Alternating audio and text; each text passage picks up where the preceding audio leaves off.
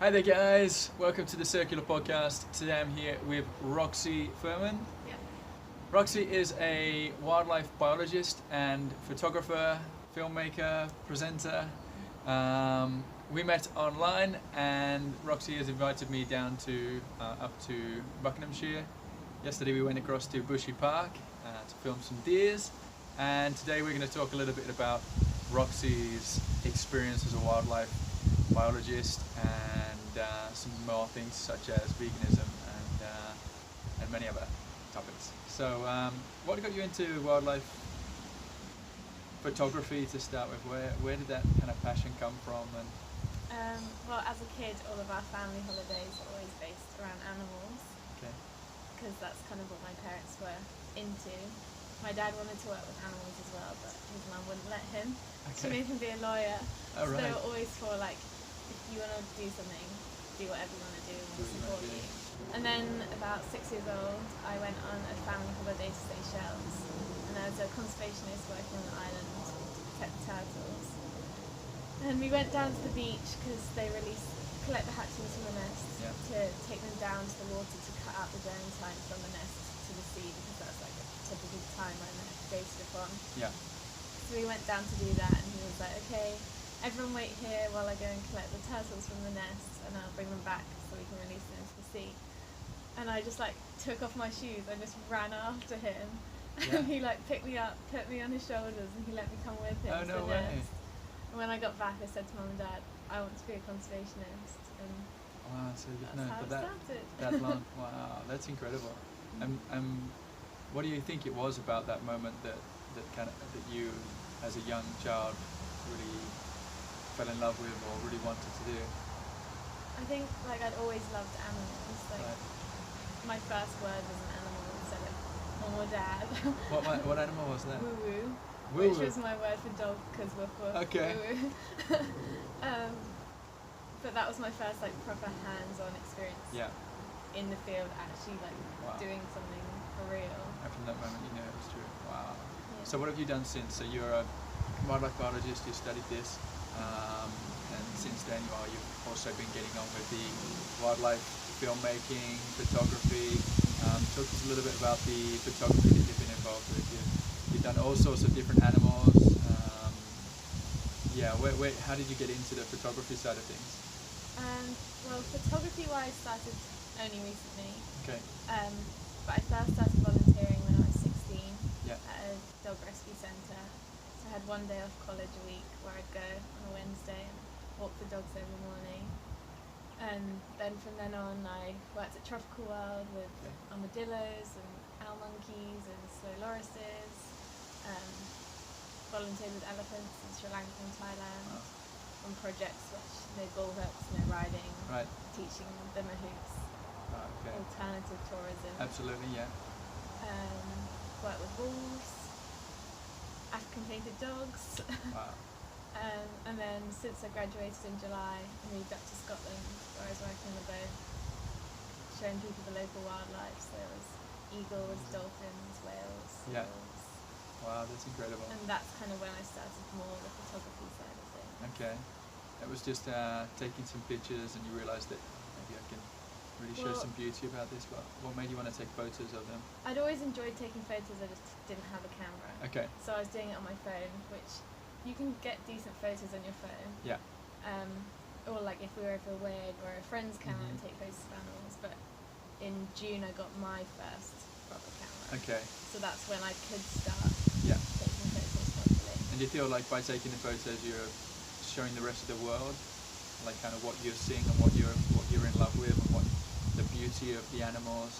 Yeah, Is I it- think it's a good way of, lots of people just don't get out.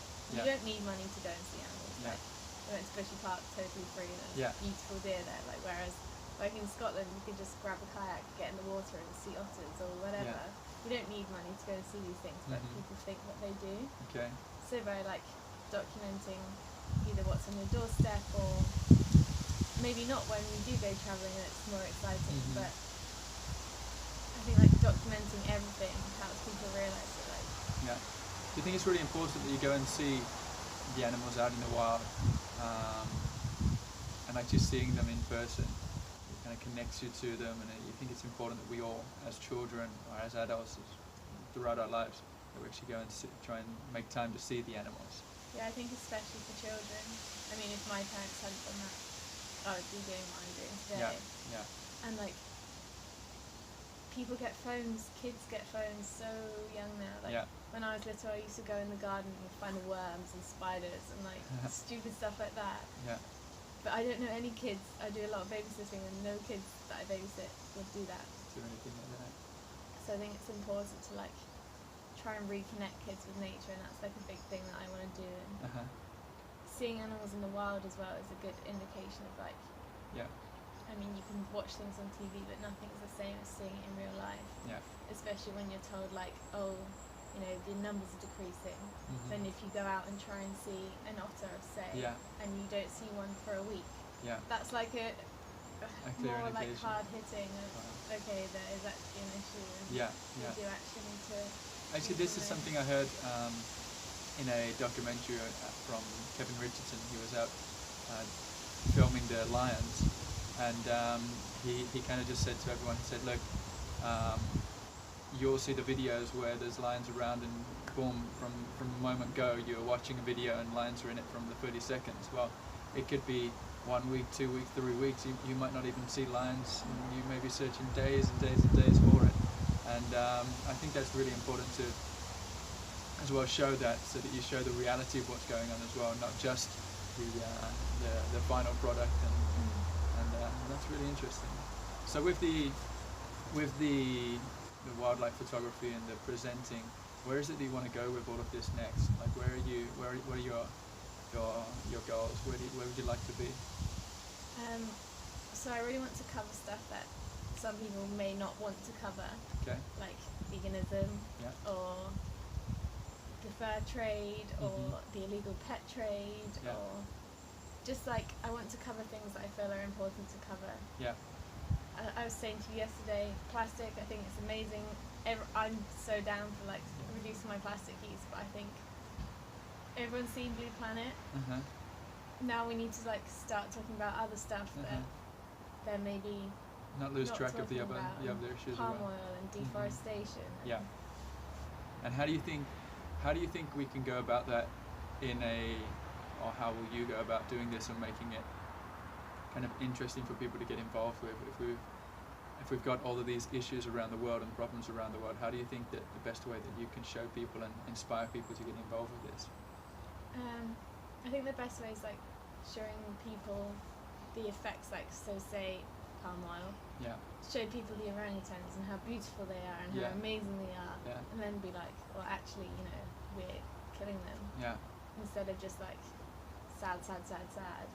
Look at how amazing this is. Let's try to save it. That's really nice. And I guess with the photography, you're going to be able to really show people the beauty, and at the same time say, hey, this is beautiful, but you've also got this. And if we want to see more of this, we need to really work on, you know, connecting the two together and focusing on resolving this problem and preventing it from happening. Because really most of the time, people just aren't aware.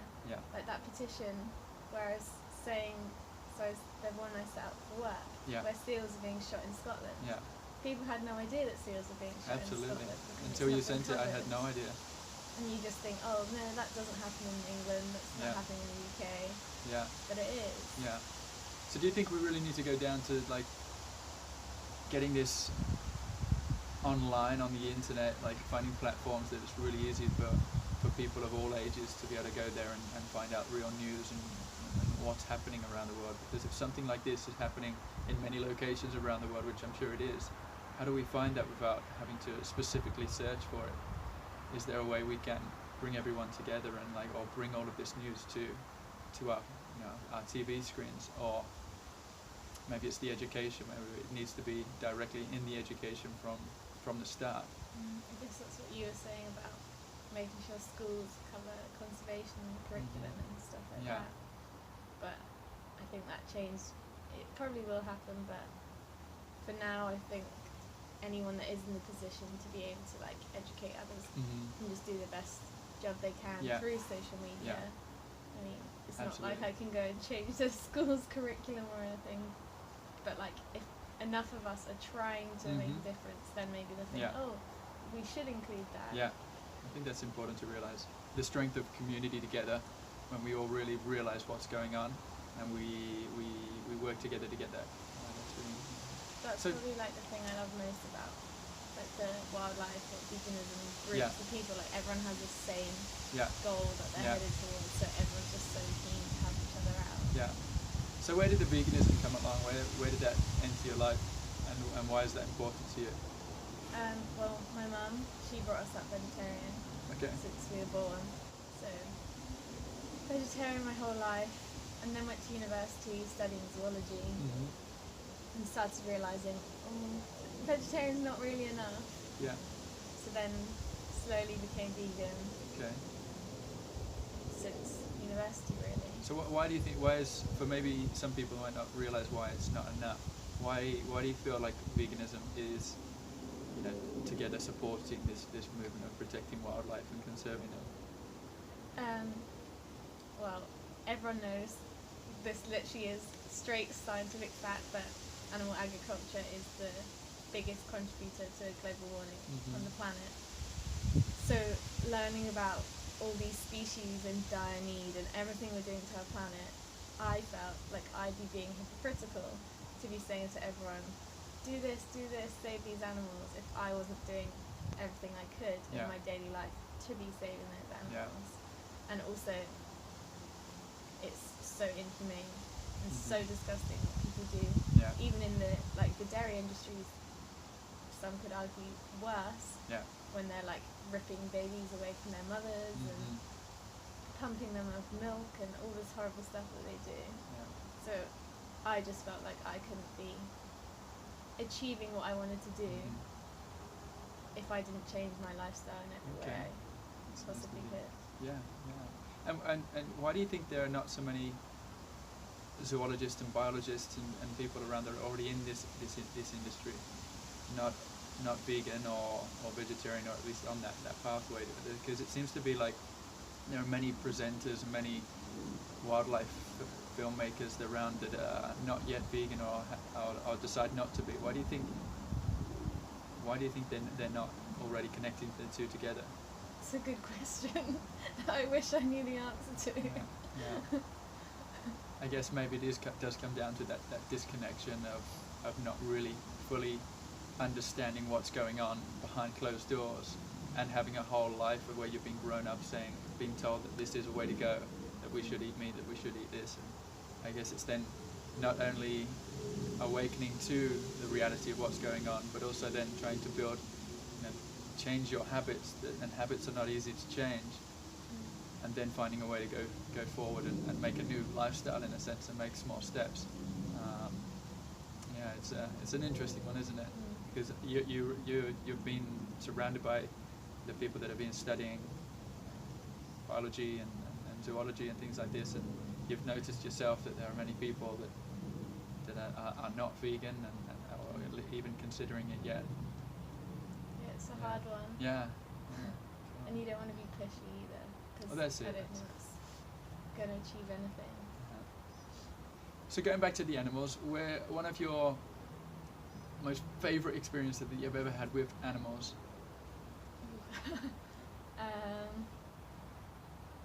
One of my favourite, it's kind of hard to pick, but one of them was when I was doing my study abroad in Australia. Okay. Went over to the west coast and up to Ningaloo Reef, where I saw the whale sharks, which was like on my bucket list, like something I had to make myself do. So I went there on my own, went on this boat trip, and it was like 5 hours, and they just kept getting you in the water every single time they found another one. Making sure you had like as much time as possible, and they didn't feed them. Like when it swam away, you just left it be. And how did it feel to be in there with the whale shark? Amazing. Such a big animal. Makes you feel small. In a good way. Wow. And being in there with it, did you feel like you were in danger? Did you feel like you just, I guess you were going through, what kind of emotions did you feel as soon as you went in and you saw that and you were with those sharks? I was just excited and happy, and one thing I kept noticing was like, it didn't look like it was moving, but I was like struggling to keep up. Wow. And it was just so like peaceful and just, it was amazing. Yeah. Taking yourself completely out of the day, your regular life and routine, and being in there swimming with this ginormous creature. Wow. Amazing. Fantastic. And so, with these experiences, you want to also get into the presenting of films and things like this and documentary. Have you already taken steps forward towards getting into presenting shows or documentaries? Is it something you're looking into? Yeah, well, my job on the boat, that was presenting, so I was guiding and teaching people about all the local wildlife. Yeah. And then I've just started making my own vlogs. I'm going to keep doing that, put together a show reel and just try and get that out there and see what happens. Amazing, amazing. I'm sure you'll do great at it. And you also did your research on the African wild dogs as well, right? What was that like? Because they're such a interesting species, but also you were mentioning yesterday they're also in danger. You explain it a little bit more. Yeah, so there's way less than 5,000 individuals left. Wow. They're like critically endangered now, Yeah. which, considering they're Africa's most successful carnivore, more so than lions, hyena, cheetah, like they have a success rate of 80%. Wow.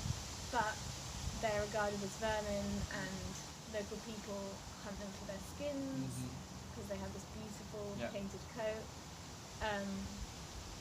Or they used to think that their way of killing prey was wrong, so the farmers used to kill the dogs to stop them killing the prey.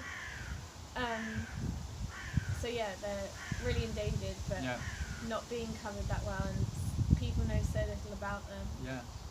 Why do you think that is, that people know so little about them? I mean, if you show someone an image of the African wild dog, I mean, many people probably get the name wrong or wouldn't understand where it is or what it does. Why do you think that is? I'm not really sure. I think lions were just kind of covered so much more because they're, you have the Lion King and all these like big kid things that just made kids aspire to find out more about lions and stuff. Whereas the African dogs, they used to be called African wild dogs. Okay. And they've recently changed the name to African painted dogs. Okay. Because they think it sounds, people will jump on anything that's cute and whatever. They think it sounds nicer. Yeah. So people will want to help it more maybe. Okay. That's kind of a reason why they changed the name, to try and like up the conservation efforts on this species. So my research was originally going to be on wolves, but that fell through. And I was like, I still want to do carnivores. Carnivores are my thing. Yeah. So I found this project, and my supervisor was like totally down to have me doing whatever I wanted to do, which was amazing. And I was at Yorkshire Wildlife Park looking at social learning and pack structure in the African wild dogs. Basically looking to see if there was a link between their resting associations, which indicates the strength of their bonds within their pack, and their rate of learning. Okay. So whether... Hello, Poppy. Talking about dogs. So whether they could, if I gave them a task, first of all, whether they could solve that task. Right. And secondly, if one of them solved that task, another could watch them do it and then know how to solve it. Wow. And whether that then spread through the social network. And we got really good results with that. Yeah. And it's also been shown in chimps and humpback whales. So that's like a big area of study that's like just coming out at the moment. Oh, that's fantastic. And they've got a really interesting hierarchy as well, the African wildlife as well, right? Yeah, so it's the male and female that lead the pack. Yeah. And there'll be an alpha pair that do all the breeding. Right. And the subordinates will help to raise the offspring of the pack. Yeah. And then with the offspring, it's actually the females that disperse from the natal group. Right. Whereas normally it's the males. Yeah. And they think that this helps to reduce the chances of inbreeding. Right. Oh wow. So they really are a formidable. They're a pack, right? So wow. One day when I gave them two tasks. One was a Kong, like the thing you give your dog where you stuff treats in it, and the other was a rope where I'd have a rope partly into the enclosure and a piece of meat tied midway outside of it. So they'd have to pull the rope in enough Yeah. to then get the meat off of it. And they managed to solve the task, and I Wow. had to pull out the rope Yeah. to reload it with the meat. And I was trying to pull it out, and one of the dogs just like got the other end of it, and like it's not like tug of war with your dog, like you cannot win that. Wow. I was like, okay, you got it, You I'll win. just wait. Wow. So I guess that's a shame really to know that there's only under 5,000 of them left, and they are such a beautiful, incredible species. So do you think this whole African painted dog and small movements like this are we gonna be able to save them? Is there, do we see a future of them in the wild? Is there anything else we can do to, with animal species around the world like these that don't have so much attention? Do we need to make a documentary about each one of them, or do we? How do we start tackling this? I mean, documentaries are obviously a fab way of doing things, and they're going to be covered in Dynasties, which is the new Attenborough documentary. Oh yeah. coming out. Okay. Great. But there's also a charity that I've been working with called Painted Dog Conservation UK. Okay. And they work in Zimbabwe, I think, and they have a base camp there where they hire only local people. Yeah. And they remove snares, which is what the hunters use to try and catch animals, which kill anything that they catch. Really? They're obviously not a selective way of killing. So the local people will go and remove snares from the bush, and they'll make it into artwork that they bring back here. Oh wow. And you can buy this snare art, and then they send all the money back. You learn why the they've local got the snare and people. why they're turning it into art. Wow. And they use it to buy radio collars for dogs and bands to track them and check they're all right, and ranges and whatever. So they use all the money Okay. to conserve. And what is the name of that? Painted Dog Conservation. It's Painted Dog Conservation. So we'll put a link in the description with that. Wow. So it seems like we've really got to find a way to make the world, and children and adults and everyone connect with nature and animals, and find a way how we can do something about this, because along with the sustainability and all this, it all comes back to nature, right? It's come back to the respect we have, and the love and compassion we have for it, and understanding that it is us, we are nature. Without some of these animal species, it changes everything, and I guess it all comes down to, most of the time, and I guess it would be the statistic, 99% of the time we are the lead cause of why all these animals are going extinct. And I think people forget that how one animal can have such a knock-on effect throughout the whole ecosystem. Yeah. And even like the forests and the oceans, we need them to survive. And people need to remember that. Yeah. That if it wasn't for these natural wonders of the world, we wouldn't be here. Absolutely. So we can't destroy them, because we just destroy ourselves in the process. Yeah. It's crazy to think that, isn't it?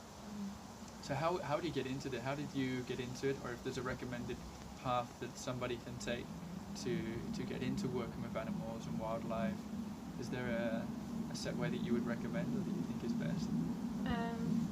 I mean, obviously I've only recently graduated, so probably not the best for advice, but in terms of getting into the university degree you want, I'd say volunteer as much as you can. Okay. Showing that this actually is your passion. Yeah. This is what you've gone and done in your spare time is miles ahead of what you can say, oh, I got an A in biology. Yeah. Well, I've been in the field and done this, this and this. So you say showing your passion and love for what you're doing, that's 10 steps ahead already. Contact, if you find somewhere you want to volunteer, contact them and ask. Yeah. And ask again if they don't reply. Throw yourself out there and your willingness to do it and get involved. Okay. Amazing. Thanks for that. That's really great. How can people find you? You've got your social medias and YouTube? RoxyTheZoologist is not YouTube, my Instagram. Instagram. And my YouTube, I think it's just Roxy Furman. But if you type in Roxy the Zoologist on YouTube as well, I'm sure it will come up. Great. And I'll link all of those down in the description as well. But go ahead and check out some of Roxy's work, because it's fantastic, it's really beautiful. And you can also see our little vlog. I will be uploading that soon, what we did in Bushy Park and some of the deers that we saw. So well, thanks a lot for coming. And for having me. we'll catch you guys again soon. Bye bye. Bye.